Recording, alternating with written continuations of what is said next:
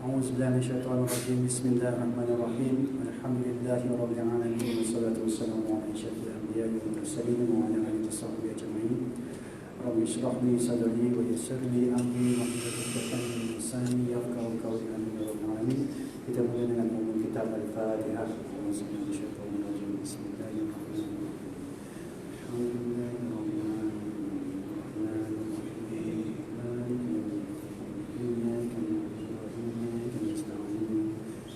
صراط المستقيم صراط الذين أنعمت عليهم غير المغضوب عليهم ولا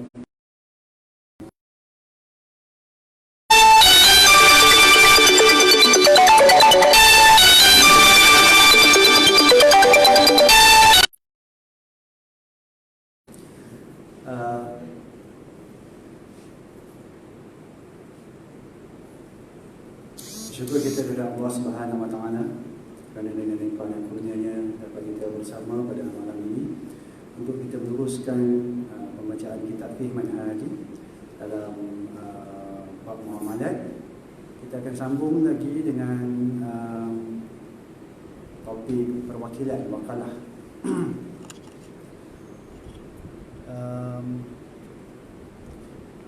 Kita dah baca sampai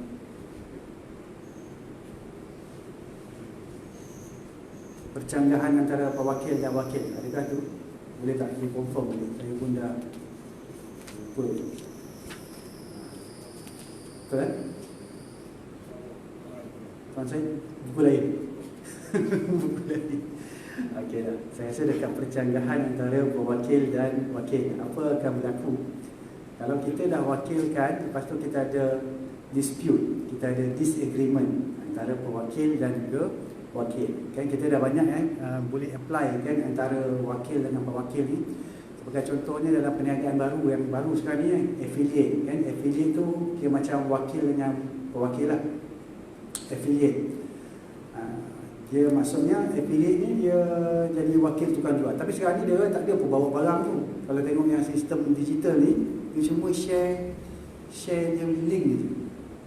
Dia tukang market. Tapi bila orang beli, dia dapat komersial. Okey, macam saya buat apa ni, jual e-book saya tu kan.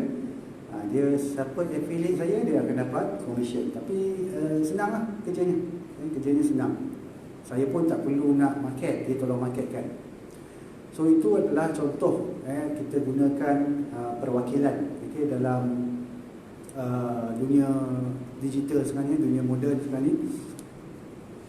Tapi nama dia lain lah, dia tak panggil wakil, dia panggil affiliate, dia panggil apa lagi tu? Dropshipper. Dia panggil dropshipper, dia panggil agent, dia panggil apa lagi? Yang agent tu biasalah kita tengok, tapi banyak lagi lah nama-nama yang baru. Okay, nama-nama yang baru berdasarkan konsep-konsep ataupun cara-cara dia, macam mana dia buat. Okay, percanggahan antara pewakil dan wakil. Apa kata kalau kita dah buat apa tu, dah agreement dah apa, ada wakil dan pewakil, tapi kita ada percanggahan kat sini. Okay, dalam setengah keadaan mungkin timbul percanggahan antara pewakil dan wakil. Okay, apakah hukum apabila berlaku percanggahan ini? Okay, beberapa isu yang paling ketara dalam hal ini ialah percanggahan tentang barang yang rosak ketika berada dalam jagaan wakil. Okay, barang rosak dalam masa jagaan wakil ni, kalau dia bawa barang tersebut. Kalau zaman sekarang tak perlu, macam affiliate tu dia tak perlu bawa barang pun, dia cuma share link je kan. Dia share link saja, yang tu tak perlu bawa barang. Tapi yang ni dia bawa barang. Sebagaimana yang kita sedia maklum, wakil adalah seorang yang memegang amanah. Oleh itu dia tidak dikenakan membayar ganti rugi jika barang yang diwakilkannya kepadanya rosak dalam jagaannya, kecuali jika dia didapati cuai atau menyalahgunakan barang tersebut. Itu baru boleh dia kena ganti rugi. Kalau dia rosak sendiri kan, dia tak perlu ganti rugi sebab dia adalah pemegang amanah dia wakil. Dia wakil. Jika wakil yang dilantik mendakwa kemusnahan telah berlaku terhadap barang yang diwakilkan kepadanya untuk dijual, atau untuk dibeli sesuatu dengannya, atau bayaran yang diterima dan sebagainya telah musnah ketika dalam jagaannya, tetapi pewakil menafikan bahawa barang tersebut telah musnah ketika dalam jagaan wakil, dakwaan wakil akan diterima jika disokong oleh sumpah. Maksudnya kalau dia cakap barang tu dah musnah kan, masa sebelum tu terima ke apa kan, tapi pewakil pewakil kata tak musnah, tak dia nafikan. Bila dia nafikan, kita kena ambil dakwaan wakil. Dakwaan wakil. Alasannya lah wakil adalah seorang yang beramanah, dan pada dasarnya dia tidak perlu membayar ganti rugi. Selain itu, punca kerosakan sukar untuk dibuktikan. Oleh itu, wakil tidak boleh dipertanggungjawabkan dalam keadaan ini. Wakil tak boleh dipertanggungjawabkan untuk membayar ganti rugi, sebab benda tu musnah, benda tu rosak. Melainkan kalau dia cuai tadi, kalau dia cuai, okey, boleh minta ganti rugi dengan dia. Ataupun dia salah guna, dia pakai barang tersebut ke apa ke, mungkin yang tu lain cerita. Lainlah kalau jika wakil mendakwa kemusnahan berlaku disebabkan oleh faktor yang boleh dilihat dengan jelas seperti kebakaran, banjir atau rompakan. Dalam keadaan ini, wakil wajib mengemukakan bukti kerana semua faktor ini boleh dibuktikan. Kalau dia cakap terbakar ke apa, tunjuklah kat mana barang tu terbakar kan, ataupun banjir, tunjuklah banjir ni, ambillah video. Tu dia kena buktikanlah, sebab benda tu boleh dilihat oleh mata. Dia suruh dia boleh tunjuk. Jika wakil yang dilantik gagal mengemukakan sebarang bukti, dia perlu membayar ganti rugi. Dia kena buktikanlah. Kalau terbakar, tunjuklah bukti terbakar. Kalau banjir, tunjuklah bukti banjir. Kalau dia cakap banjir, lepas tu tak ada bukti, yang tu dia kena bayar ganti rugi. Ini faham kalau ada percanggahan antara pewakil dan wakil. Yang keduanya, percanggahan tentang salah guna atau kecuaian. Ini kalau dia bercanggah pula, ni jika wakil salah guna, wakil cuai.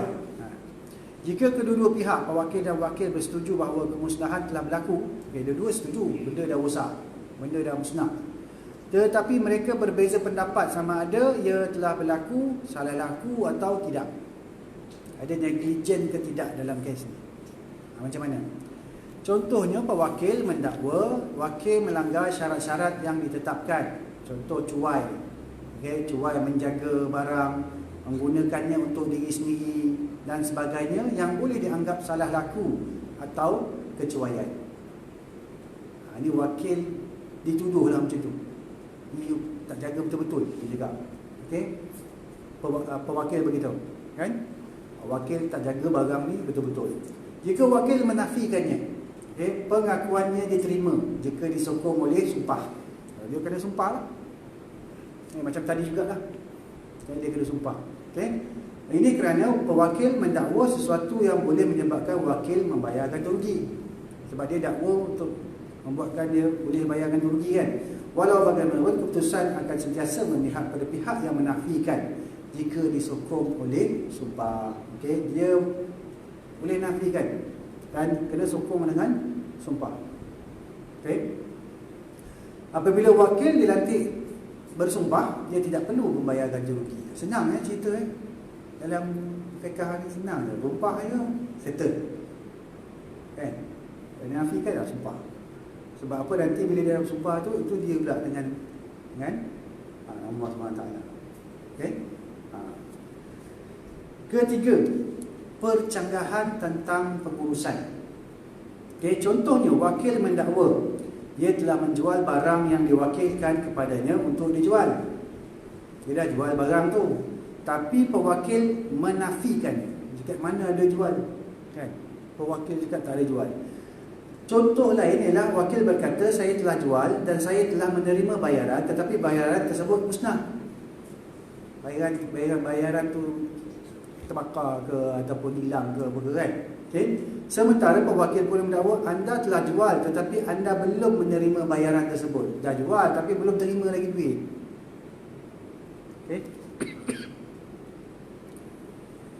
Ini tentang pengurusan lah, maksudnya tentang pengurusan, bukan tentang kecuaian ke apa tadi. Pengakuan yang akan diterima ialah pengakuan wakil. Tapi kena sokong dengan apa? Sumpah. Sokong dengan sumpah kerana tindakannya menjual dan menerima bayaran adalah dengan izin pewakil. Pada dasarnya, orang yang memiliki hak mengurus juga berhak untuk mengesahkan apa yang dilakukannya. Jadi itulah 3 pencanggahan. Pertama, canggah tentang kemusnahan barang, okey, dalam jagaan wakil. Kedua, pencanggahan tentang salah guna kuasa ataupun kecuaian, negligent. Yang ketiga, pencanggahan tentang pengurusan, kan? Dah jual belum? Dah dapat payment ke belum? Itu pencanggahan dia. Yang keempat, pencanggahan tentang refund, pemulangan. Refund. Iaitu apabila wakil mendakwa dia telah memulangkan perkara yang ada dalam jagaannya kepada pewakil. Dia dah bagi balik barang tersebut. Contoh, dia dah try jual, tak boleh jual, dia dah bagi balik. Dia dah bagi balik kepada pewakil. Contohnya dia telah mendakwa, telah memulangkan barang yang diwakilkan untuk dijual atau bayaran yang diperolehi daripada barang yang dijual. Walau bagaimanapun pewakil menafikannya. Kes ini perlu diteliti terlebih dahulu. Dia kena tengok dulu macam mana. Pewakil kata mana ada pulang, kan? Tak dapat dah, tak ada, kan? So macam mana? Jika wakil yang dilantik tidak dijanjikan upah, ini fisabilillah ni. Jika wakil yang dilantik tidak dijanjikan upah, pengakuan yang diterima adalah pengakuan wakil berserta sumpahnya. Ini kerana dia menerima barang tersebut hanya untuk kepentingan pemiliknya sahaja. Oleh itu pengakuannya diterima. Sebab dia buat tu bukan ada upah pun, tak ada, free of charge. Jadi bila dia dah bagi tahu dia dah pulang tu, memang kita boleh terima. Jika dia pulang, dia kata dia nafikan dia dan dia bersumpah. Jika wakil yang dilantik dijanjikan upah, dalam keadaan ini ada 2 pendapat. Ada 2 pendapat. Pendapat pertama mengatakan pengakuannya tidak diterima. Kerana dia menerima bayaran untuk kepentingan dirinya sendiri. Pertama sebab dia terima bayaran, sebab tu dia punya pengakuannya tak diterima. Pendapat kedua pula mengatakan pengakuannya diterima kerana upah yang diperolehi adalah berdasarkan kerjanya. Upahnya pasal kerja, bukan berdasarkan bayaran yang diterima bagi pihak pewakil. Pendapat ini adalah pendapat yang paling kuat. So maksudnya boleh diterima lagi pengakuan wakil, kata dia dah pulangkan dah, walaupun dia terima upah. Sebab dia ada 2 pendapat. Satu pendapat yang kata dia punya pengakuan dia tak diterima sebab dia terima upah. Satu lagi diterima walaupun dia dapat upah, sebab dia upah tu dia buat sebab kerja yang dia buat tu. Jadi pengakuannya diterima dengan sumpah lah. Jadi yang ni yang kuat dia punya pendapat. Yang kelima pencanggahan dia tentang pelantikan. Percanggahan tentang pelantikan. Sekiranya berlaku percanggahan antara wakil dan pewakil tentang pelantikannya sebagai wakil.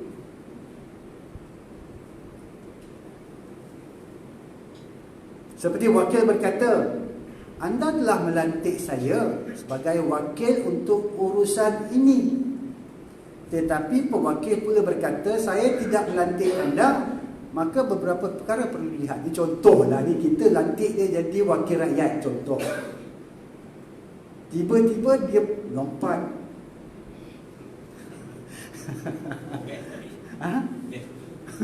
Contoh. Jadi kita cakap kat dia, kita lantik dia jadi wakil rakyat, tapi bukan suruh lompat. Contoh ni analogi dia. Metafora. Jadi kalau kat sini macam mana? Saya tu saja-saja je, gurau-gurau. Saya tak reti bab tu. Jika percanggahan ini dia berlaku sebelum urusan dijalankan, tiada kes di sini. Sebelum urusan dijalankan tak ada kes lah. Contoh, dia lompat sebelum, tak ada kes lah, dia belum mengundi. Kan? Betul tak? Sebelum mengundi kan, tak ada kes lah. So sebab apa kita tak payah undi? Contoh. Tapi ni kalau masalah ni tidak perlu dihadapkan kepada mahkamah, kerana tiada keperluan untuk berbuat demikian. Dalam keadaan ini, penafian pewakil dikira sebagai pemecatan wakil sekiranya memang berlaku perlantikan. Okey. Jika percanggahan berlaku selepas urusan dijalankan, pengakuan yang akan diterima adalah pengakuan pewakil berserta sumpahnya. Faham tak? Tak faham tak?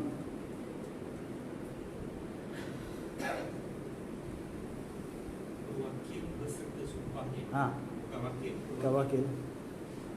Kan? Ini kerana pada dasarnya tiada sebarang kebenaran dan pelantikan di sini. Tiada sebarang kebenaran dan pelantikan di sini. Wakil mendakwa ada pelantikan sementara pewakil menafikannya. Pewakil menafikan, tak ada, dia tak lantik. Dan contoh, kan dia tak lantik. Tapi selepas urusan tu berlaku. Maksudnya selepas kita berundi lah contohnya. Dia dah undi, maksudnya dah berlaku dah patutnya. Tapi patutnya cakap, saya tak lantik, saya pewakil. Tapi pewakil punya sumpah, dengan sumpah diterima. Penafian pewakil kata saya tak lantik dia, so diterima. Seperti ini yang kita sedia maklum, pengakuan pihak yang membuat penafian berserta sumpah akan diambil kira. Pada asalnya wakil dan pewakil di sini sebenarnya tidak wujud. Ia hanya berdasarkan dakwaan pihak yang mendakwa adanya pelantikan. Macam itulah. Macam itulah contohnya. Okey.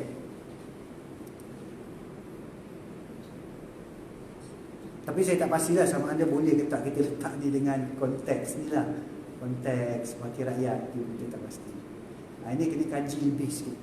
Siapa nak buat kajian boleh. Boleh buat kajian tentang macam mana konteks dia. Kan? Boleh ke sekejap lompat sini, sekejap lompat sana kan? So perlu adalah kajian dia buat supaya dia buatnya polisi yang tertentu lah. Tapi dalam keadaan semasa sekarang ni bahaya nak komen. nak share, Okay. share je. I live. Okay. Ada live. Boleh Boleh off dulu. Boleh off dulu macam mana nak off. Tak nampak serious action yang dia nak buat kan? Jadi maksudnya di kotak-katikkan dia. Maksudnya kalau esok you boleh lompat, lusa you boleh lompat, Itu tak ada banyak serious action untuk buat sesuatu tentang itu kan. Jadi nampak macam kelakar je benda tu. Itulah tu. So kita sepatutnya buat sesuatu lah. Perlu adalah. Perlu ada sesuatu. Orang tak hormat kita punya sistem. Saya setuju. Okey. Yang dekat dalam pun tak tahulah, tapi sebaik dia orang tak ada tengok. Okey. Alright. Tapi ini kan ni tu ada yang buat macam ni. Ramai pula yang buat macam tu. Okay, maksudnya dia orang setujulah. Tak boleh, perempuan ini tak boleh. Ada pasal individu. Kelantan pernah luruskan apa yang tempat yang undang satu masa dulu. Macam mana? Kelantan ada undang-undang. Kelantan ada undang lompat hati. Semangat kau benar beratuan dua orang. Semangat kau benar dia lompat hati masuk parti lain lah. Jadi masuk Dewan itu gugur dia sebagai ahli parlimen. Lihat itu. Tapi dia bawa kes kepada mahkamah. Mahkamah kata itu sanggup undang-undang di Kelantan itu sanggup dengan perlembagaan. Okey lah. Yang ini bab ni saya tak kerti lah. Bab ni saya tak kerti. Jadi tapi kira maksudnya contoh kalau dalam fiqah ni kan, kita pewakil tu dia boleh nafikan pelantikan dia, pelantikan wakil dia, okay, dengan sumpah. Itulah dia punya inilah, dia punya ni. Tapi yang bank ni lebih sikit, dia mendalam sikit. Mendalam sikit, itu lain sikit lah. So kita mungkin tak boleh nak samakan, tapi boleh buat kajian lah. Boleh buat kajian. Ada pasal ini bukan perwakilan, kita bukan ngomong, dia bukan wakil kita. Cuma mengundi ni lah proses pelantikan ahli parlimen. Ya. Jadi tak ada kena-mena, itu wakil kita. Kalau dia wakil kita, orang lain tak pilih dia. Dia wakil rakyat sebenarnya kan. Dia wakil kita, secara pemilihan aja. Yelah, pemilihan, tapi dia wakil rakyat lah maksudnya. Majoriti memilih dia contohnya kan. So dia wakil rakyat kawasan tersebut. Bagi saya lah, bagi saya, pemahaman saya, dia adalah wakil rakyat kawasan tersebut yang memilih dia untuk pergi ke parlimen. Contoh ataupun kepada dia. Tapi itu mungkin perlukan kajian yang lebih mendalam.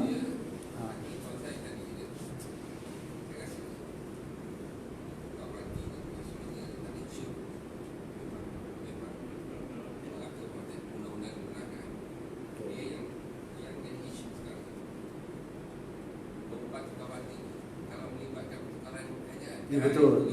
Yang tu ni masalahnya, sebab sekejap ni kan pening. Okey, yang tu saya rasa perlu dibuat sesuatu lah. Okey. Alright. Elok tak ada elok ni, politik kita set aside lah maksudnya. Tapi ini adalah kita ni pembelajaran tentang fiqh pelantikan. Okey, pencanggahan tentang ciri-ciri perwakilan. Ini macam mana pula pencanggahan dan ciri-ciri. Tadi kita tengok tentang pelantikan. Sekarang ni pencanggahan tentang ciri-ciri dia. Ciri-ciri pelantikan. Sekiranya pewakil dan wakil bersetuju tentang pelantikan, tetapi bercanggah dengan ciri-ciri perwakilan itu. Seperti wakil berkata, anda wakilkan saya untuk menjual barang ini secara hutang. Sementara pewakil pula berkata, tidak, saya wakilkan secara tunai. Atau wakil berkata, anda wakilkan saya untuk membeli barang ini bagi pihak anda dengan harga RM1,000. Sementara pewakil pula berkata, tidak, saya mahu dengan harga RM500. Okey. Atau wakil berkata, anda wakilkan saya untuk membeli sebuah kereta. Sementara pewakil pula berkata, tidak, saya wakilkan untuk membeli sebuah rumah. Macam mana kereta dengan rumah tu jadi lain kan? Ini mesti dia punya ni tak boleh dengar sikit kan? Orang suruh beli rumah, dia beli kereta. Okay? Yang lagi kalau lah orang suruh beli rumah, dia cari rumah, macam mana? Tuan Syed. Ha? Ayo. Okay. Tak, contoh kan. Orang suruh beli rumah, lain yang buat ni, lain yang dia beli. Okey. Tidak saya okey. Maka pengakuan pewakil beserta sumpah akan diterima. Maksudnya yang ni lain pula cerita Okay, ini sebab ciri-ciri dia memang pewakil yang kena nafikan, lepas tu dia kena sumpah. Pengakuan dia ngaku, tak kan, sumpah kan, sumpah apa kan, macam mana dia wallahi ke kan. So dia cakap maka pengakuan pewakil berserta sumpahnya akan diterima kerana dia lebih tahu kebenaran yang diberikan dan dia lebih tahu tentang apa yang dia katakan. Sebab dia yang cakap, saya cakap saya suruh beli rumah, kau pergi cari orang rumah buat apa? Kan? Dia pergi tak minang orang tu cakap kan. Contoh, ataupun tadi dia suruh beli, dia suruh jual pada harga dia suruh beli pada harga 500, wakil beli pada harga 1,000.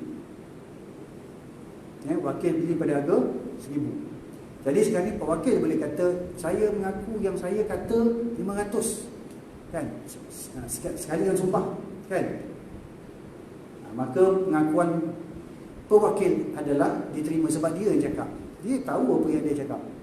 Tapi kadang-kadang tak betul juga tau. Sebab saya dengan rumah saya lah, cerita sikit, dia tak tengok. Saya dengan rumah saya, kadang-kadang dia cakap A, tapi saya kena tanya balik, betul ke A? Sebab kadang-kadang dia cakap A, tapi dia sebenarnya dia ingat B. Banyak kali tau. Banyak kali. Jadi kena tanya, reconfirm balik dulu kan, betul ke kan? Dia salah cakap kan. Itu subjek tu irama dia cakap. Subjek tu irama dia cakap. Tak, memang kadang-kadang dia cakap macam tu. Contohlah dia cakap, tolong masa kita tengah bawa kereta kan, dia suruh kita belok kanan, tapi sebenarnya dia suruh kita belok kiri. Macam tu. So kita reconfirm balik, kanan ke kiri ni? Kiri. Kan? Macam itulah contoh. Yang macam tu lain sikit lah. Alright, so kita ada 6 benda yang boleh menjadi percanggahan tadi. Pertama iaitu kita bercanggah tentang barang rosak. Barang rosak dalam jagaan wakil. Kedua, percanggahan tentang ada negligent ke tak, kalau barang rosak tapi negligent ke salah laku kan. Yang ni semua pengakuan wakil diterima dengan sumpah okay. Ketiga, pencanggahan tentang pengurusan. Ini pun sama, pengakuan wakil diterima. Pencanggahan tentang pemulangan pun sama, okey. Wakil juga diterima. Okey, wakil juga terima. Jadi walaupun ada dua pendapat, tapi pendapat yang kuat kata orang yang dengan upah ya, still wakil yang diterima, yang kuatnya. Yang kelima, pencanggahan tentang pelantikan. Yang ni pewakil. Pewakil. Pewakil yang diterima. Yang keenam, pencanggahan tentang ciri-ciri perwakilan. Ini pun pewakil. So ada 4 yang wakil diterima, dia punya kuat, dia punya sumpah dia tu. Lagi 2 adalah pewakil lah. Pewakil. Okay, ini faham Clear? Clear Alhamdulillah. Ini mantap semua ni. Saya kadang-kadang kalau bab-bab ni memang payah tau nak faham ni. Mengajar orang muda kat dalam universiti pun payah. Orang lagi tak faham kan. Tapi kat sini senang je kan. Alhamdulillah. Ya. Oh, biasa tu stres. Sebab dia ada stres kan. Stres ni kan boleh kata kan. Lepas tu banyak pula kan dia punya. Okey.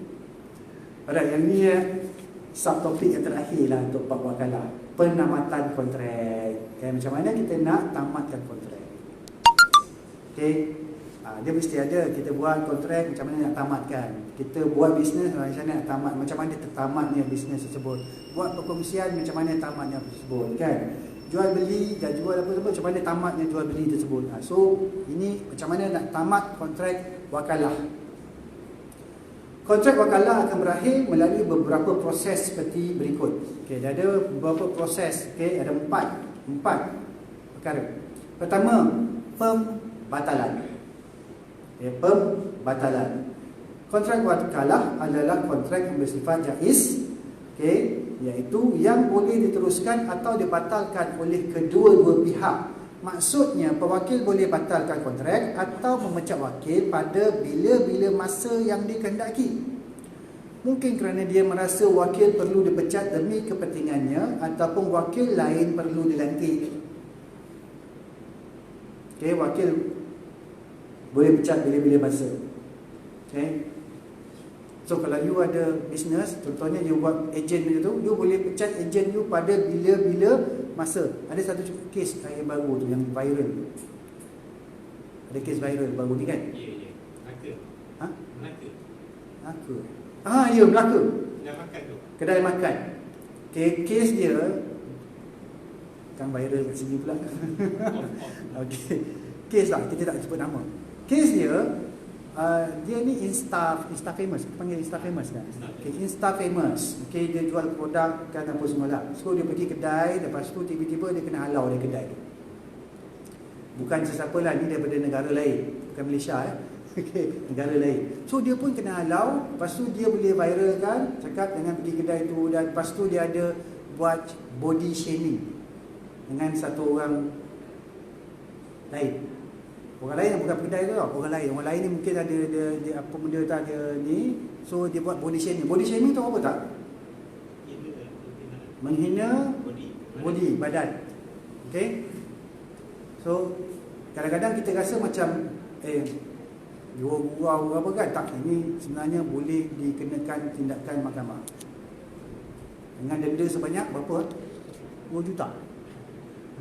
Berapa dia punya denda saya pun tak ingat. So maksudnya dia buat macam tu. Dan apa yang saya nak katakan, dia ni ejen kepada satu produk. Dan owner tu terus pecat dia daripada menjadi ejen. Macam ni lah.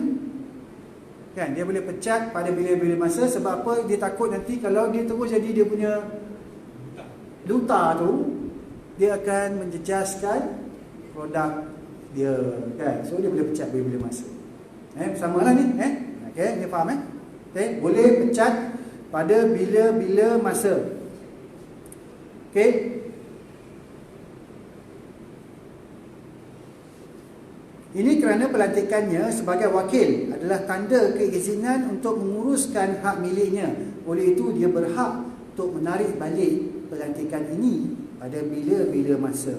Dalam masa yang sama, wakil juga berhak membatalkan pelantikan dan menarik diri dari menguruskan harta pewakil pada bila-bila masa. Sama-sama boleh bila-bila masa. Pewakil boleh tamatkan kontrak bila-bila masa. Wakil pun boleh tamatkan kontrak bila-bila masa. Rasa malas lah, kan? Bukan malas, saya pun ada terima juga. Kadang-kadang kita ni bukan apa. Saya ada satu projek lah yang saya minta buat. Okay? Ini satu projek pun saya tak beritahu siapa yang bagi.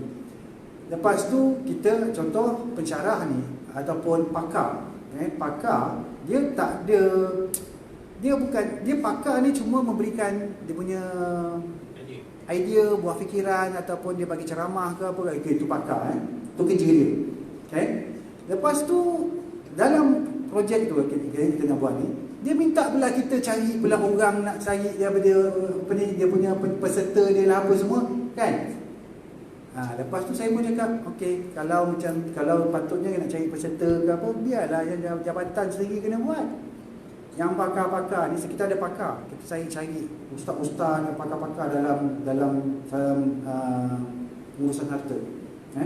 Orang ni tugas dia nak bagi ceramah, nak bagi ilmu. Dia suruhnya kita berat pergi mencari.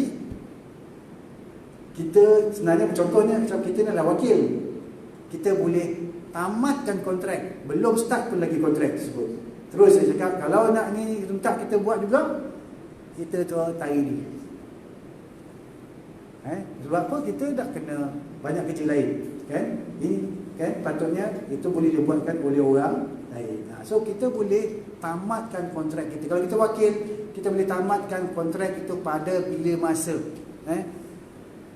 So pewakil boleh tamat, kita pun, wakil pun boleh tamat. Dalam masa yang sama, wakil juga berhak membatalkan pelantikan dan menarik diri dari menguruskan harta pewakil pada bila-bila masa, mungkin dengan alasan dia tidak berkesempatan untuk menjalankan urusan yang diwakilkan kepadanya atau pelantikan tersebut tidak sesuai dengan kepentingannya. Contoh, kita pakar-pakar tadi tu, pakar untuk memberikan kepakaran dia, memberikan ceramah, disuruhnya cari peserta. Dah tak sama dengan kepakaran dia lah, maksudnya dia tak reti. Betul tak? So dia boleh tarik diri.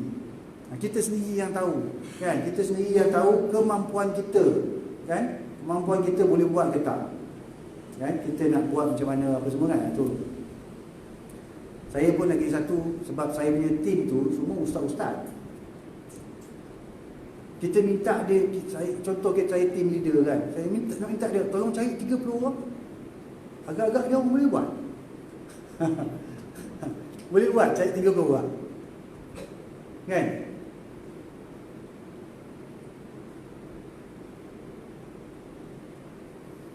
Macam ni lah, contoh saya bagi ceramah sini kan. Tuan saya cakap, kata, tolong cari 30 orang datang.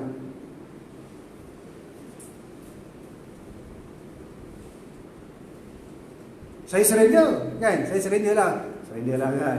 Saya tarik diri lah. So saya pun tak jadi ejen lah. Contoh. So saya tak jadi wakil. Okay? Bukan bidang dia. Kan? Bidang dia ialah tentang kepakaran dia. So dia rasa dia tak mampu buat, so dia boleh tarik diri. Kalau tiba-tiba cakap tak boleh tarik diri, tak boleh tarik diri memang menaya dia lah. Kan, kalau tak boleh tarik diri. Betul tak? Dia patutnya dia boleh berceramah. Lepas tu dia suruh ni cari orang lagi yang ni, cari apa lagi, tolong buat ni lagi. Ini dah jadi macam lain pula dah jadi. Jadi sebab tu kita boleh menarik diri. Dan juga kita kalau rasa kita tak boleh buat, kita tarik diri. Kita jangan malu-malu lah. Jangan malu-malu nak kata tak boleh, kan? So kita kena tegas. Okay, tengok kemampuan kita. Atas dasar ini, kebenaran untuk membatalkan kontrak ini diberikan kepada wakil yang diupah dan yang tidak diupah. Sama ada diupah ataupun tidak diupah, dia boleh tarik diri bila-bila masa. Dia boleh tarik diri bila-bila masa. Bukan wajib dia kena buat juga. Itu bukan, tidak. Dia boleh tarik diri pada bila-bila masa. Atas dasar ini, apabila pewakil memecat wakil, kontrak tersebut dianggap telah tamat. Pemecatan ini boleh berlaku apabila pewakil berkata, saya batalkan pelantikan anda dengan sebagai wakil, atau saya keluarkan anda daripada pelantikan ini, atau saya pecat wakil saya daripada menguruskan urusan ini, atau pewakil menghantar seseorang untuk memberitahu tentang pembatalan ini, atau dia menulis surat tentang pemecatan atau sebagainya. Kalau dalam buku ni kata menulis surat, macam mana kalau dia menulis WhatsApp? Tak ada dalam buku ni tak ada dalam buku ni. Macam mana kalau dia menulis WhatsApp? Macam mana kalau dia menulis email? Macam mana kalau dia menulis Telegram? Macam mana dia kalau dia menulis dalam Instagram? Email kalau macam bisnes yang cik buat, dia dah consider legal lah. Email okey lagi lah. WhatsApp dah tahu lah kan. Kalau WhatsApp macam mana?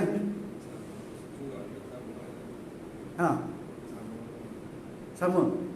Boleh juga Boleh juga kan? WhatsApp boleh dah Kat nikah boleh lah nikah. Angkat. Boleh. Aduh. Okey, setelah pewakil memecat.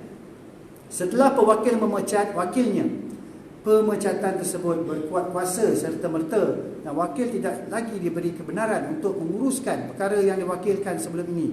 Ini berlaku sama ada wakil hadir ketika pemecatan tersebut atau tidak. Maksudnya kalau dia tak hadir pun tak boleh lah maksudnya. Kan? Maksudnya dalam surat tu itu tak hadir kan. Dan sama ada dia menerima berita pemecatannya ataupun tidak. Oh, dia terima tak terima ya. Ini very confusing Sebab dia rasa dia mesti kalau dia tak terima mesti dia tak tahu kan. Alright. Ini kerana pemecatan bermasa pembatalan kontrak yang masih ada. Proses ini tidak memerlukan persetujuan pihak yang dipecat dan tidak tertakluk kepada pengetahuannya. So maksudnya tak perlu dia tahu pun dan tak perlu dia setuju. Alasan pun ada. Sebab mungkin alasan ni lah untuk kepentingan. Tapi saya mau katakan kerana kita bagi wakil sudah bagi pada ejen sudah wakil kita dia dah buat iklan dan buat kerja banyak kos dia buat kerja dia banyak. Jadi pun kita batalkan dia. Memang dia sebab kita. Itu dah buat kerja kan dan ada kos kan. Sama kan boleh batal kita. Dia ada price kena ni. Ini kena expand lagi ni. Dia tapi secara amnya macam ni. Secara amnya, tapi bila kita rungkai ni lagi, mungkin apa ada lagi lah. Sebab tadi dah melibatkan kos. Kan? Melibatkan kos yang urusan tu dibuat untuk pewakil, bukan untuk diri wakil tapi untuk pewakil. Jadi mungkin kena boleh minta tuntut ganti rugi dan sebagainya.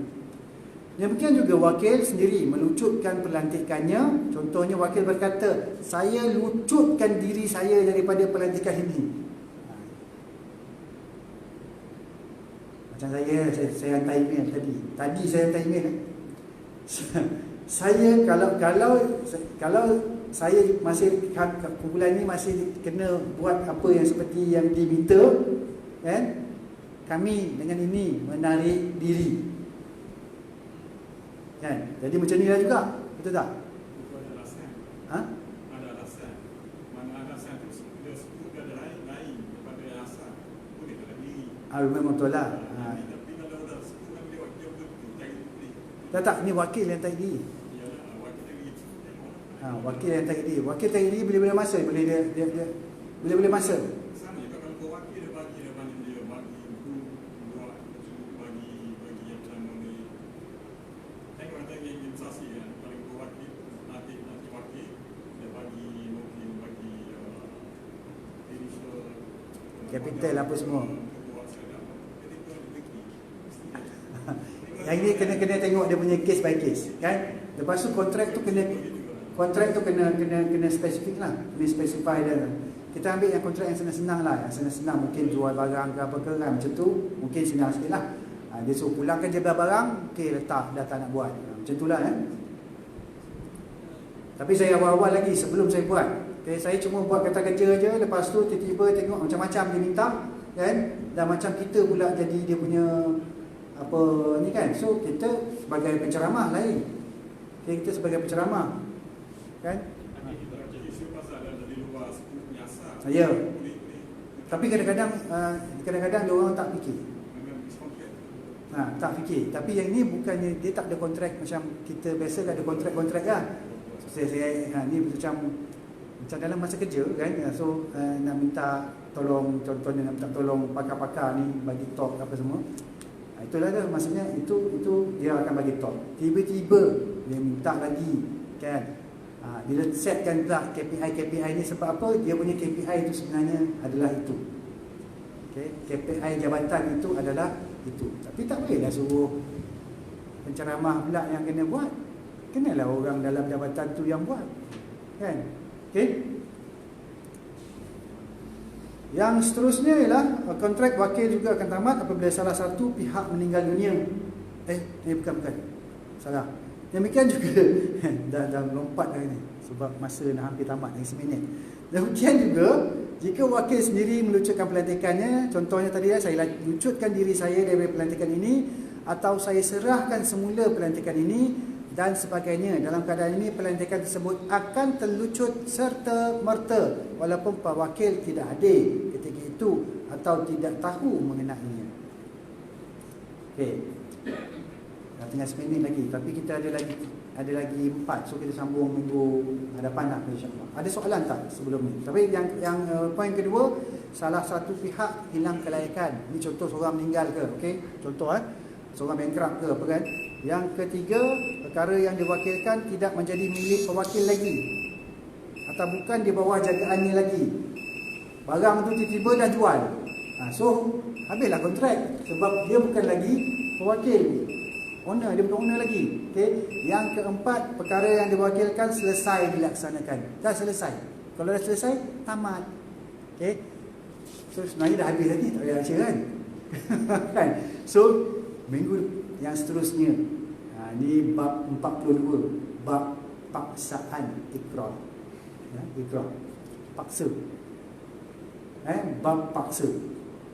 Contoh jual paksa ke apa, macam tu lah. So kalau berminat nak dengar tentang bab paksa ni, ada ke paksa rela?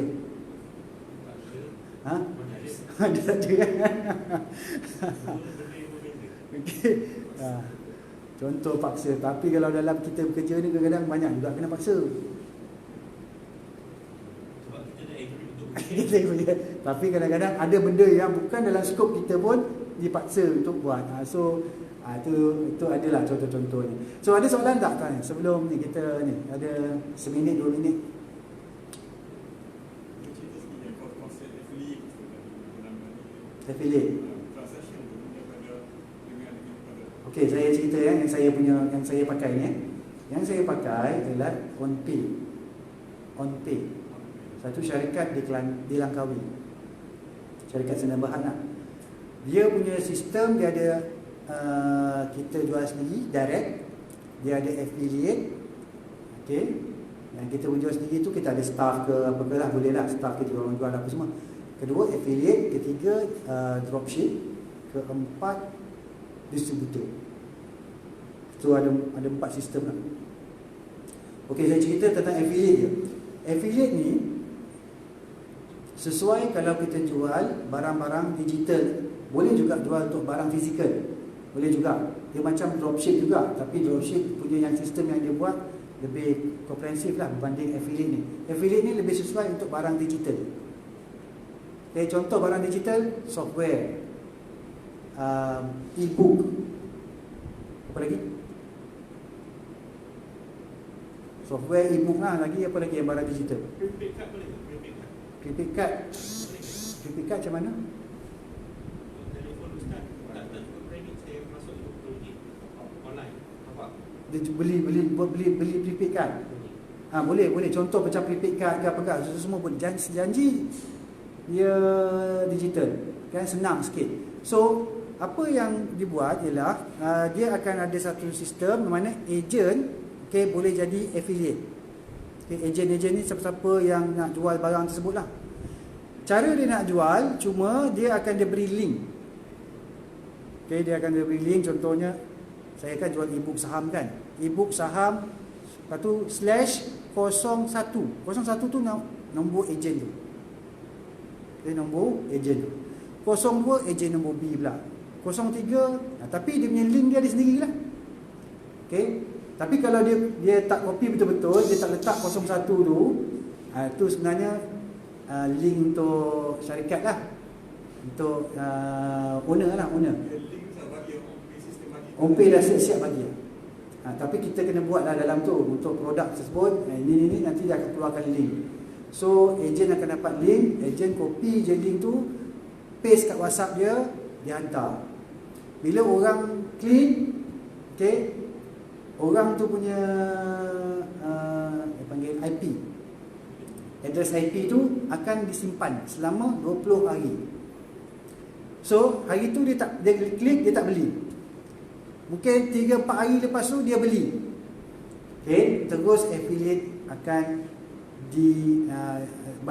akan dapat komisen. Bukan dia dah betul dapat, tapi maksudnya terus dia akan dikira komisen dia.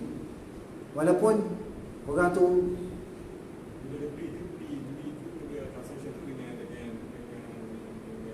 dengan sistem yang affiliate cuma hantar link tu je lah, marketing je.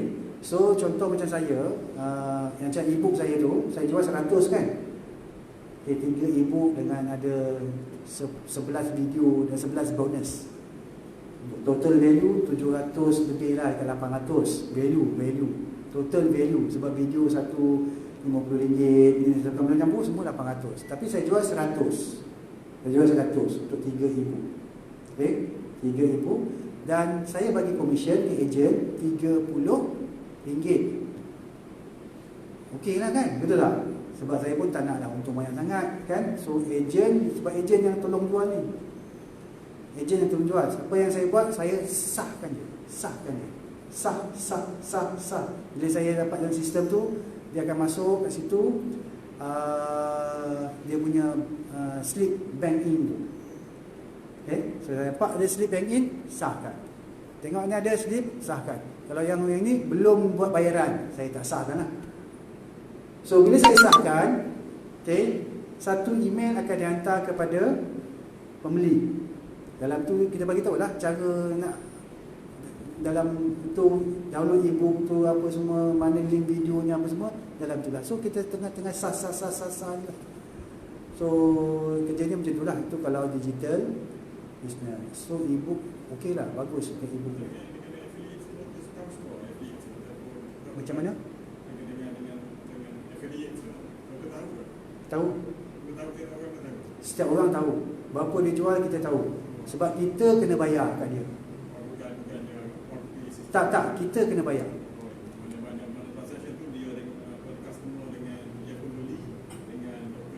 Okey, customer beli dengan kita, customer bayar kepada kita lah. Lepas tu untuk ejen, saya buat peraturan dengan ejen, seminggu sekali saya bayar. Okey, ada seorang ejen saya dah jual sampai 1,000 lebih dekat 2,000. Okay, dia punya komisen je. Seorang ni lah memang bagus lah, kena jaga elok lah. Kan, sebab dia pandai, dia agaknya dia suka main WhatsApp. Dia suka main WhatsApp, Telegram ni kan, Facebook ni. Dia tinggal apa? Share je. Orang klik, orang nak beli tak beli, tutup pulang lah kan. Kan, so ada orang beli dia dapat RM30, orang beli dia dapat RM30 kan. Kita kongsi-kongsi lah, maksudnya. Sebab kalau beli buku tu pun, kalau beli kat luar pun tak dapat 100. Sebab e-book saya boleh bagi sebab dia e-book. Kalau buku printed memang tak boleh. Sebab kos buku printing pun dah hampir separuh daripada harga dia. Kan? Jadi cara dia senang je. Setiap Jumaat, contoh hari ni kan, saya pun transfer duit komisen dia. Saya transfer lah. Kan? So kalau kita ada ramai ejen, tapi ramai tak, kuantiti tak semestinya kualiti. Okay? Ada yang tak ada buat jualan langsung. Okay? Dia cuma mungkin ada satu tu pula, dia macam ni. Dia beli, dia jadi ejen dulu, lepas tu dia beli. Sebenarnya dia nak beli. So dia dapat dah beli dengan harga RM70. Sebab lepas tu saya bayar dia RM30. Kan? Ada seorang saya tengok dia buat macam tu. Maksudnya dia jadi ejen dulu, lepas tu baru dia beli. Memang dia nak benda tu, dia nak belajar kan, dia nak belajar tentang buku apa yang ada dalam buku tersebut. Jadi okeylah, saya tengok ini adalah satu bisnes yang orang-orang biasa pun boleh buat lah. Tapi kalau nak belajar buat ni, saya boleh berkongsi macam mana nak buat bisnes online. Okey.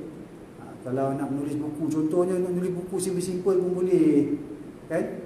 Lepas tu carilah orang yang suka nak ni. Oh, lupa lah saya. Saya ada satu buku yang saya terbitkan yang baru. Bukan saya tak tulis Saya tak tulis buku tersebut, tapi saya menjadi editor. Okay, menjadi editor pada buku tersebut. Okay, buku tersebut adalah buku Indeks Al-Quran. Okay, Indeks Al-Quran. Tahu tak indeks apa? So kalau kita contoh nak cari gunung,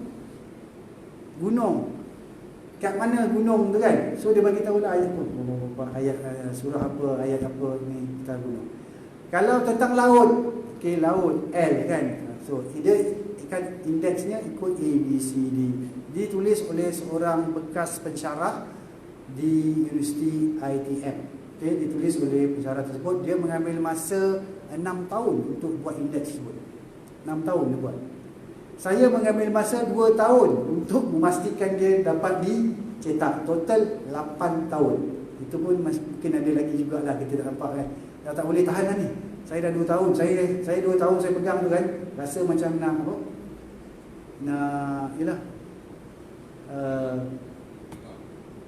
Nak give up pun ada, nak apa pun ada kan. 2 tahun kan. Dia 6 tahun. Total campur dengan 2 tahun 8 tahun semuanya. Okay. Dia seorang pensyarah daripada bidang library science ni, library science. Bukan daripada fakulti pengajian Islam tapi daripada seorang buku. Bukan digital. Saya tak nak jual digital lagi sebab penulis. Kalau saya tulis tak apa saya boleh jual e-book kan. Tapi ni sebab penulisnya ada. Okey, buku Indeks Al-Quran baru dikeluarkan. Okey, tapi yang ni kita akan buat ejen juga, affiliate. Okay, gunakan sistem yang sama, cuma nanti saya kena post. Okay, saya kena post. Affiliate dapat komisen. Apa harga? Harga 80. Tebal. Okay, tebal lebih kurang. Tak boleh cakap macam ni. Macam ni lah lebih kurang. Kata nasa saja, katalah gunung, yang katalah gunung, ini bahasa Melayu lah. Bahasa Melayu. Ya.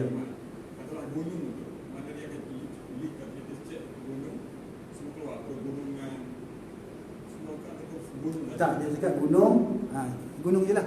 Tapi kalau dia macam contohnya, kalau gunung, lepas tu tiba-tiba gunung tinggi, lain pula.